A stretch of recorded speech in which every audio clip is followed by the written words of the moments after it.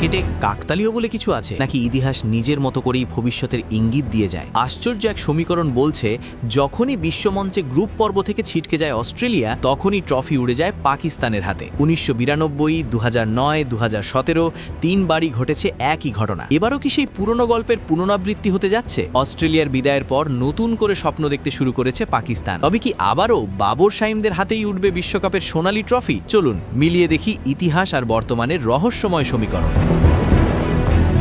চলমান টি-20 বিশ্বকাপে সুপার 8-এ জায়গা নিশ্চিত করেছে পাকিস্তান। নামিবিয়ার বিপক্ষে জয় তাদের আত্মবিশ্বাস বাড়িয়েছে কয়েক গুণ। কিন্তু আলোচনার কেন্দ্রবিন্দুতে এসেছে অন্য একটি বিষয়, অস্ট্রেলিয়ার গ্রুপ পর্ব থেকেই বিদায়। আর এই বিদায়ের সঙ্গেই জড়িয়ে আছে পাকিস্তানের বিশ্বজয়ের এক অদ্ভুত ইতিহাস। ক্রিকেট ভক্তরা বলছেন, অস্ট্রেলিয়া বাদ পড়লেই নাকি পাকিস্তানের শিরোপা জয়ের সম্ভাবনা বেড়ে যায়। শুনতে অবাক লাগলেও অতীত পরিসংখ্যান এমনটাই বলছে। প্রথম ঘটনা 1992 সালের বিশ্বকাপ। 1992 ক্রিকেট বিশ্বকাপে গ্রুপ পর্বে পঞ্চম হয়ে বাদ পড়ে অস্ট্রেলিয়া। অন্যদিকে ইমরান খানের নেতৃত্বে খাদের কিনারা থেকে ঘুরে দাঁড়িয়ে পাকিস্তান টানা জয় তুলে নেয়। সেমিফাইনাল পেরিয়ে ফাইনালে ইংল্যান্ডকে হারিয়ে ইতিহাস গড়ে পাকিস্তান। দ্বিতীয়বার একই দৃশ্য দেখা যায় 2009 আইসিসি ওয়ার্ল্ড টি-20-তে। সেবার গ্রুপ পর্বেই বিদায় নেয় অস্ট্রেলিয়া। আর পাকিস্তান শহীদ আফ্রিদি, উমর গুল ও মিসবা উল হকের দারুণ পারফরমেন্সে নিজেদের প্রথম টি-20 বিশ্বকাপ জিতে নেয় তারা। তৃতীয় ঘটনা 2017 আইসিসি চ্যাম্পিয়ন্স ট্রফি। সেই আসরেও নাটকীয়ভাবে গ্রুপ পর্বে ছিটকে যায় অস্ট্রেলিয়া। আর ফাইনালে চিরপ্রতিদ্বন্দ্বী ভারতের বিপক্ষে দুর্দান্ত জয়ে ট্রফি তোলে পাকিস্তান।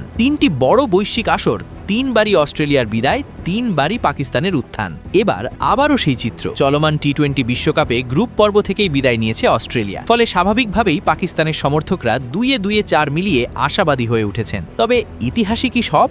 বর্তমান পারফরম্যান্সও তো গুরুত্বপূর্ণ। এই বিশ্বকাপে শুরুটা খুব একটা ভালো ছিল না পাকিস্তানের। ভারতের বিপক্ষে ম্যাচে তাদের দুর্বলতা স্পষ্ট হয়ে উঠেছিল। ব্যাটিং লাইনআপে অস্থিরতা, বোলিংয়ে ধারাবাহিকতার অভাব, সব মিলিয়ে প্রশ্ন উঠেছিল দলটির সক্ষমতা নিয়ে। কিন্তু নামিবিয়ার বিপক্ষে ম্যাচে দেখা গেছে ভিন্ন এক পাকিস্তান। একাদশে বড় পরিবর্তন, কৌশলে নতুনত্ব, সব মিলিয়ে দলগত পারফরম্যান্সে জোর দিয়েছে তারা। ব্যক্তি নির্ভরতার বদলে দলীয় সমন্বয়কে গুরুত্ব দিয়েছে টিম ম্যানেজমেন্ট। সবচেয়ে বড় বার্তা এসেছে সাহসী সিদ্ধান্ত থেকে। প্রয়োজনে বড় তারকাকে বেঞ্চে বসাতে দ্বিধা করেনি টিম ম্যানেজমেন্ট। এতে বোঝা যায় এবার ব্যক্তির চেয়ে দলের সাফল্যই মুখ্য। টি-20-র মতো ফরম্যাটে এমন মানসিকতায় অনেক সময় পার্থক্য গড়ে দেয়। তাহলে কি সত্যিই আবারও সেই পুরনো ইতিহাসের পুনরাবৃত্তি হবে? বাস্তবতা হলো, শিরোপা জিততে হলে কেবল কাকতালীয় সমীকরণ নয়, মাঠের পারফরমেন্সই শেষ কথা বলবে। সুপার 8-এ শক্তিশালী দলগুলোর বিপক্ষে ধারাবাহিক ভালো খেলতে হবে পাকিস্তানকে।